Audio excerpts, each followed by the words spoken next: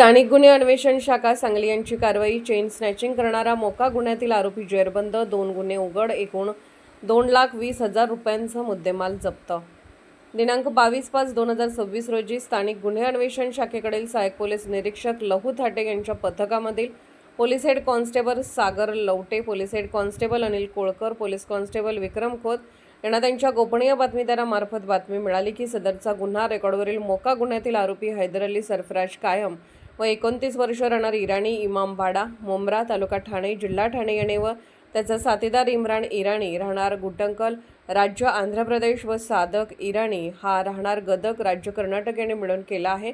यातील आरोपी नामे हैदर अली सरफराज कायम व 29 वर्ष राहणार ड्राणी इमाम बाडा, मुंब्रा, तालुका ठाणे, जिल्हा ठाणे हा नागपूर रत्नागिरी हायवेवरील विठ्ठल पॉलिटेक्निक कॉलेज येथील ब्रिज खाली येणार असल्याची बातमी मिळाल्याने सापळा रचून त्यास ताब्यात घेतले। त्याच्याकडे सदर गुन्ह्याचे अनुषंगाने चौकशी करून अंगझडती घेतली असता त्याच्या अंगझडतीमध्ये 9 ग्रॅम वजनाचे मंगळसूत्र, एक मोटरसायकल मिळून आले।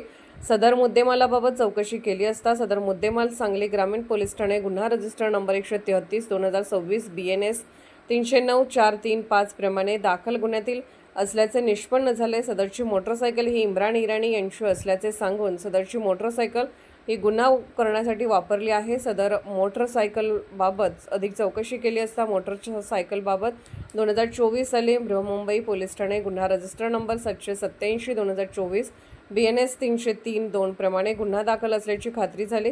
लागलीच सहाय्यक पोलीस निरीक्षक लहू थाटे यांनी सदरचा मुद्देमाल पंचांसमक्ष जप्त केलाय।